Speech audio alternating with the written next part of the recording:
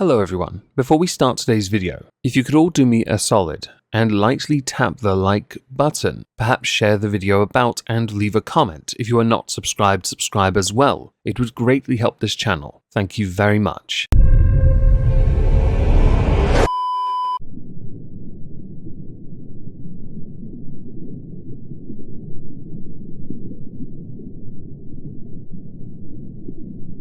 Well, isn't this just fantastic? Captain's log. Subdates 220809.8. We've resumed the bombardment of Dainty, and will begin the restraining process once we've gotten rid of some of that unfortunate water weight. It may take a while though, because we are in the bleeding ocean, and she appears to be consuming it at a rate equal to how we are extracting it. Hello everyone, welcome back to another video. I know it's been an extra day, my apologies for that. I had a friend visiting and he was leaving yesterday and blah blah blah, all the other excuses. Today I'd like to talk about Ezra Miller, as more and more accusations have come out, statements from those supporting Ezra Miller, and then further contradictions from others have come to light, along with, I believe, an arrest warrant as well. If you don't know any of the accusations levied at Ezra Miller, I'm going to link some videos on the Omegon YT Electric Boogaloo channel down below. Go subscribe to that channel, I make exclusive videos over there as well. I'd greatly appreciate the support if you'd also go smash the like. It means the world to me. So Ezra Miller accused of more harassment, grooming. Quote, I was misled by an extremely manipulative actor. A new report also sheds more light on their relationship with Toccata Iron Eyes and Ezra Miller's erratic behavior in Iceland, where they were filmed choking a fan. Now, we spoke about the choking of the fan in the last video covering Ezra Miller, because there were two separate instances, one being a fan and the other being someone that said they could take Ezra in a fight. Ezra, well, that person was female, and Ezra being Ezra had to really cement their dominance.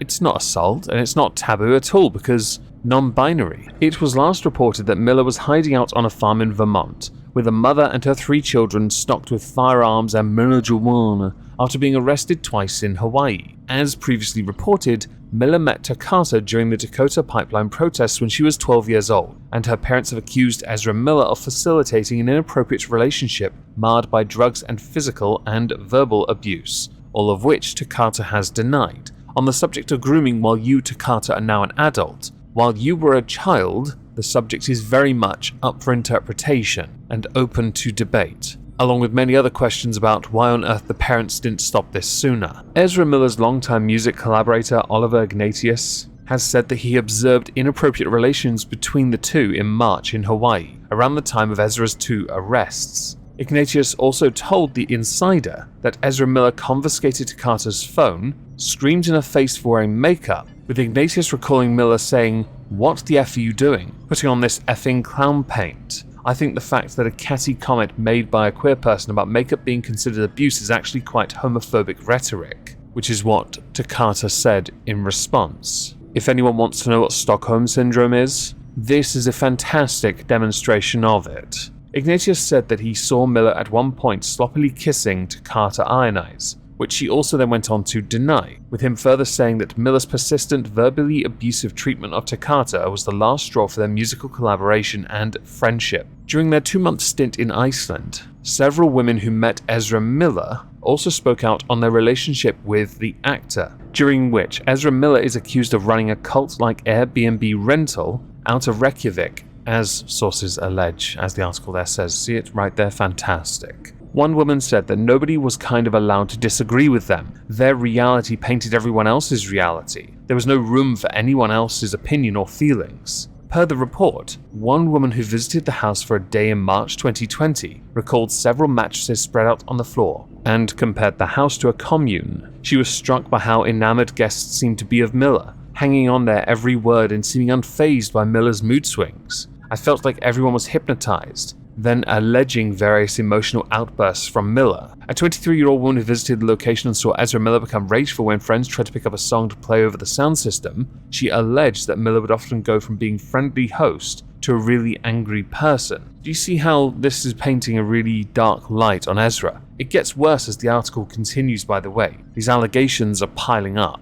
The argument of whether or not Ezra was running a cult is gaining more traction, especially with all of these, well, allegations. They need to be investigated, I fully agree on that. And if any allegations are to be investigated, this would be a fantastic place to start, don't you think? But this is not the end of it, is it now? You see, while Warner Brothers are busy announcing a 10-year plan for their hero movie thingamajiggy DCEU, and they're very excited for the Flash movie, which astonishes me at this point, but I guess they can't afford to lose the money they've put in on it already. We have statements from Takata Iron Eyes about the accusations levied at Ezra, and we have Ezra Miller's way of handling the situation, which has gotten quite interesting. So first we should talk about Takata Iron Eyes' response to the accusations levied at Senpai Miller. So Takata Iron Eyes spoke to Insider's investigation into Ezra Miller. In text messages to Insider, Takata said that these allegations were a disgusting and irresponsible smear campaign against Ezra Miller, and that Ezra Miller in multiple cases has done the right thing and stood in protection of others. Takata also admitting to having taken a, quote, micro dose of LSD, and that bruises seen on Takata were a result of self-harm following a close friend's passing, adding that some of the bruises may have occurred when her parents violently dragged her out of Ezra Miller's house, with her mother saying, "Nah fam, you were not dragged at any point." In the first article I mentioned Oliver Ignatius, and comments that Oliver had made from watching Ezra Miller and Takata together. So to add on the comments Takata had made for that, we have, "That was queer dialogue about a badly applied rouge on my part, which I appreciated," and then finishing with the quite homophobic rhetoric, along with referencing the name change of Gibson. I assume Les Paul SG and Explorer were taken. So with the accusations mounting up, Ezra Miller has had to take on additional measures to ensure that Ezra Miller is as safe as Ezra Miller can be. Courtesy of The Direct from August the 4th, Ezra Miller now travels with gun and body armor amid troubling allegations. Warner Brothers has been neck-deep in controversy in recent months,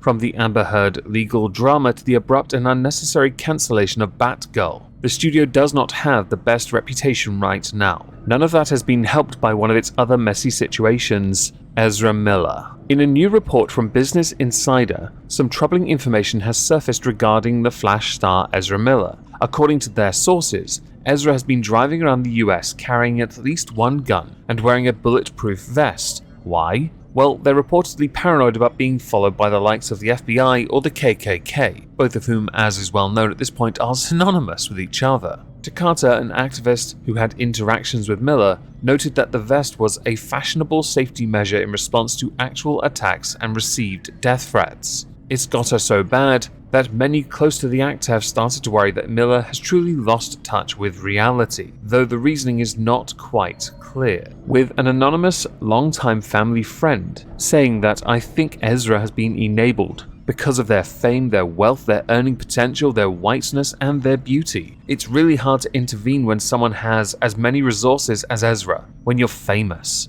people are less likely to say no to you. I think that those things can be really dangerous." There is some validity to that. If you want proof of it, Google Lewis Hamilton in current year to Lewis Hamilton 5 years ago. It's quite interesting to see how people change when they're surrounded by yes men. Now, Ezra has been trending quite a few times since we last spoke of them. Well, today, Ezra was yet again trending, but this time because Ezra Miller has been charged with felony burglary in Vermont. Ezra Miller was issued a citation to appear in Vermont Superior Court on the 26th of September for arraignment. Oh, this is interesting, isn't it? Let's find out what happened. On 05/01/2022, at approximately 17:55, the Vermont State Police were notified of a burglary complaint at a residence on County Road in the town of Stamford, Vermont. The initial findings indicated that several bottles of alcohol were taken from within the residence, while the homeowners were not present.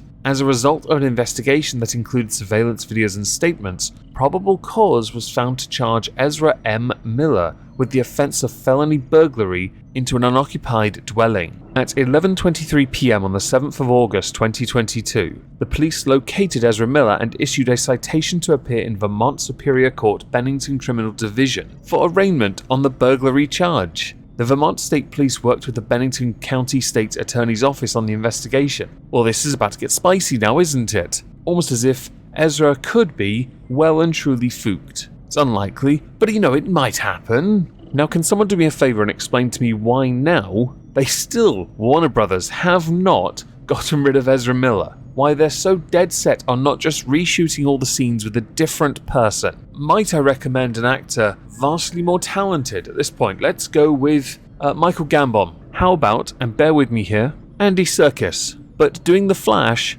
as Smeagol? Or maybe, if we want some extra fast kind of play, a really renowned actor known for their versatility, their flexibility, Bryan Cranston.